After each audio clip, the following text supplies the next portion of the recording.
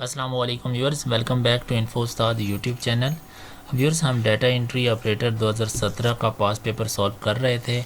इसी पेपर के पार्ट 1 की वीडियो चैनल पर मौजूद है, जिसमें हमने 25 एमसीक्यूज़ को सॉल्व कर लिया था। आज हम इंशाल्लाह मज़ीद 25 एमसीक्यूज़ को इस पार्ट 2 में सॉल्व करेंगे फ्रॉम 26 टू 50। सो आगे बढ़ते हैं, लेकिन उससे पहले दोस्तों, अगर आप चैनल पर नए हैं तो चैनल को सब्सक्राइब करने के साथ साथ बेल वाले आइकन पर क्लिक करके ऑल नोटिफिकेशन के ऑप्शन को लाजमी इनेबल कर लें, ताकि इस तरह की नेक्स्ट वीडियोस की नोटिफिकेशन आप तक पहुंचती रहे। तो बढ़ते हैं आज की वीडियो की जानिब। Question number 26, main circuit board of a computer is known as. दोस्तों, सीपीयू, जिसको हम कंप्यूटर सिस्टम कहते हैं, एक्चुअली वो कंप्यूटर सिस्टम होता है, और कंप्यूटर सिस्टम के अंदर सीपीयू एक चिप होती है, उसको सीपीयू कहा जाता है, सेंट्रल प्रोसेसिंग यूनिट। और मेन जो सर्किट होता है, सर्किटरी, जिसके ऊपर ये तमाम चीज़ें लगी हुई होती हैं, उसको हम मदरबोर्ड कहते हैं, right. Main circuit board of a computer is known as motherboard, जिसके ऊपर आपकी रैम होती है, डिफरेंट स्लॉट्स लगी होती हैं और सीपीयू लगा हुआ होता है, ठीक है, तो उसको मदरबोर्ड कहा जाता है। 27, UNIVAC stands for universal automatic computer. दोस्तों, ये पहला स्टोर डिजिटल इलेक्ट्रॉनिक कंप्यूटर था, जिसको जॉन मचले ने अपने एक शागिर्द के साथ मिलकर इसको बनाया था। So option A correct answer है। 28, Adobe flash is an example of multimedia software। Option B correct है। 29, Mac is an operating system. Mac stands for Macintosh, और ये एक ऑपरेटिंग सिस्टम है। ऑपरेटिंग सिस्टम सॉफ्टवेयर की कैटेगरी में fall करता है। हमारे पास दो किस्म के सॉफ्टवेयर होते हैं, एक सिस्टम सॉफ्टवेयर और एप्लीकेशन सॉफ्टवेयर। तो जिनमें से सिस्टम सॉफ्टवेयर में ऑपरेटिंग सिस्टम और डिवाइस ड्राइवर्स शामिल हैं, और Mac is an example of operating system. 30, in MS word 2007 which shortcut key is use to switch to draft view. तो दोस्तों, दिए गए ऑप्शन में से कोई भी करेक्ट ऑप्शन नहीं है। इसका मैं करेक्ट ऑप्शन आपको बताता चलूँ कि अगर आप किसी भी व्यू में हैं, ठीक है, और उससे ड्राफ्ट व्यू के अंदर आना चाहते हैं MS वर्ड 2007 में, तो आप शॉर्टकट की यूज़ करेंगे Alt + Ctrl + N।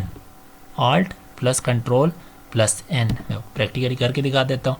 ये हमारा प्रिंट लेआउट है, ठीक है, MS वर्ड के अंदर प्रिंट लेआउट है, और इस प्रिंट लेआउट से हम चलते हैं ड्राफ्ट व्यू में।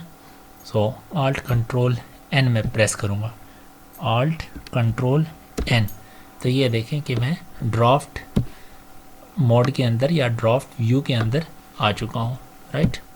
सो करेक्ट ऑप्शन है जी, करेक्ट ऑप्शन है Alt + Ctrl + N। 31, encyclopedia is an example of reference software. Option B, encyclopedia reference software हमें आता है, ठीक है। 32, dash could tell you the price of a bar of a biscuit. ठीक है, कोई भी पैकिंग होती है, कोई भी प्रोडक्ट हम जब परचेज़ करते हैं तो उसके ऊपर एक बार कोड होता है, ठीक है, बार होता है जिसके ऊपर वर्टिकली डिफरेंट लेंथ्स की लाइनें लगी होती हैं, और उस बार के अंदर उस प्रोडक्ट से रिलेटेड इन्फॉर्मेशन स्टोर्ड होती है, जैसे कि उसकी प्राइस होगी, कंपनी वगैरह जो भी है, ठीक है। तो वो बार कोड एक स्पेशल किस्म के डिवाइस से रीड किया जाता है, जिसको बार कोड रीडर कहा जाता है। ऑप्शन डी करेक्ट है। 33, in MS word 2007 which shortcut key is use to view a print preview of a document. दोस्तों, प्रिंट प्रीव्यू के लिए शॉर्टकट की इस्तेमाल होती है Ctrl + F2, ठीक है, Ctrl + F2। मैं करके दिखा देता हूँ। ये MS वर्ड 2007 का डॉक्यूमेंट है, और मैं Ctrl + F2 की को प्रेस करूँगा तो ये हमारा प्रिंट प्रीव्यू में आ चुका है जी, ठीक है। प्रिंट प्रीव्यू हम तब देखते हैं कि हमें ये प्रिंट होने के बाद जो आउटपुट है, यानी हार्ड कॉपी है, उस पर ये पेज पे कैसा आउटपुट नज़र आएगा। तो प्रिंट प्रीव्यू को हम इसलिए इस्तेमाल करते हैं before printing of actually page, ठीक है। हार्ड कॉपी निकालने से पहले हम चेक कर लेते हैं। तो दोस्तों MS वर्ड के हवाले से मेरा एक कंप्लीट कोर्स भी पड़ा हुआ है, चैनल पर मौजूद है, आप उसको भी वॉच कर सकते हैं, लिंक आपको इस वीडियो के डिस्क्रिप्शन में मिल जाएगा। सो नेक्स्ट क्वेश्चन की जाने बढ़ते हैं। Question number 34, in MS word 2007 which shortcut key is used to switch to outline view, ठीक है। आउटलाइन व्यू में स्विच करने के लिए Alt कंट्रोल और O शॉर्टकट की इस्तेमाल किया जाता है। ऑप्शन सी इसका करेक्ट है। करके देख लेते हैं, ठीक है। ये हमारा प्रिंट लेआउट है। Alt कंट्रोल और O को मैं प्रेस करता हूँ तो ये हमारा आउटलाइन व्यू के अंदर आ गया है, आप देख सकते हैं, ठीक है। तो नेक्स्ट क्वेश्चन की जाने बढ़ते हैं। 35 dash is a program that is use to view and manage images. Images को व्यू और मैनेज करने के लिए इमेज व्यूअर का मोस्टली इस्तेमाल किया जाता है। 36 when a computer starts dash checks all this devices and load their drivers so that devices can work properly. जी, तो दोस्तों ये ऑपरेटिंग सिस्टम ये काम करता है, ठीक है।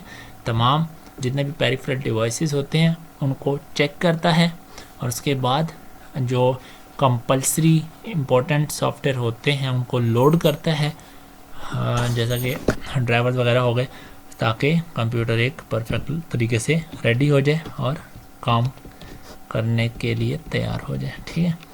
तो नेक्स्ट क्वेश्चन की जाने बढ़ते हैं। 37 dash load the system files in the RAM of a computer and provides a user interface. जी, ये भी ऑपरेटिंग सिस्टम ही इसमें करेक्ट आंसर है, option D. 38 a light pen contains light sensitive element, ठीक है, ऑप्शन बी करेक्ट है। 39 drivers of a computer hardware और सिस्टम सॉफ्टवेयर, ऑप्शन सी। जैसे कि मैं पहले भी बता चुका हूँ कि दो किस्म की कैटेगरीज है सॉफ्टवेयर की, hardware application software and system software. और सिस्टम सॉफ्टवेयर के अंदर ऑपरेटिंग सिस्टम और जितने भी ड्राइवर्स वगैरह हैं ये आ जाते हैं, ठीक है। और एप्लीकेशन सॉफ्टवेयर के अंदर जो भी हम सॉफ्टवेयर अपनी आसानी यानी यूज़र अपनी आसानी के लिए इंस्टॉल करता है तो उसको एप्लीकेशन सॉफ्टवेयर कहा जाता है। जैसे कि गेम्स वगैरह हो गई, ठीक है, MS ऑफिस की एग्जांपल होगी।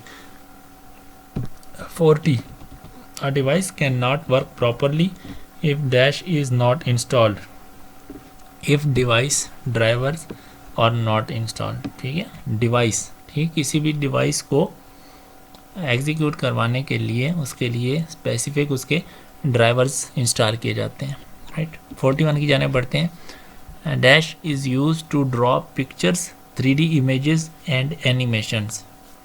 तो इसके लिए ग्राफिक सॉफ्टवेयर का इस्तेमाल किया जाता है, ऑप्शन ए।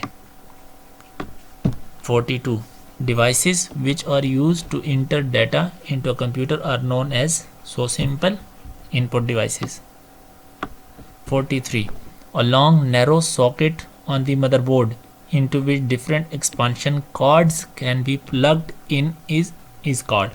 जैसे कि मैं बता चुका हूँ कि मदरबोर्ड मेन सर्किट होता है जिसके ऊपर डिफरेंट मतलब डिवाइसेस लगी होती हैं, रैम लगे होते हैं, प्रोसेसर और कुछ वर्टिकल हॉरिजेंटल स्लॉट्स लगी होती हैं, एक्सपांशन स्लॉट इनको बोलते हैं, और इनके ऊपर डिफरेंट एक्सपांशन कॉर्ड्स लगाए जाते हैं, ठीक है जी।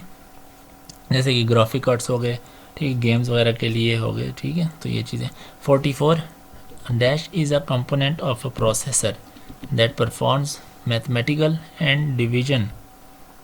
तो ये जो प्रोसेसर के अंदर ALU होता है, arithmetic and logic arithmetic unit, sorry, तो ये मैथमेटिक्स फंक्शंस और डिवीजन वगैरह को परफॉर्म करता है। 45 dash is a component of a processor that compares two quantities and gives answer in the form of true or false। इसमें जो correct option है वो LU यानी लॉजिक यूनिट है। 46 ALU is a component of processor which is consist of ALU में दो component होते हैं, arithmetic unit and logic unit. 47 components of a computer system is, तो इसके ऑप्शन देख लेते हैं जी। हार्डवेयर, सॉफ्टवेयर, सी ऑप्शन जो है ना both A and B, hardware भी कंपोनेंट हैं और सॉफ्टवेयर भी कंपोनेंट है कंप्यूटर सिस्टम के। 48 dash are used to display data, बहुत आसान है। Output devices are used to display data. 49 dash is a set of light and dark bars with different width pasted on different products which contain information about product।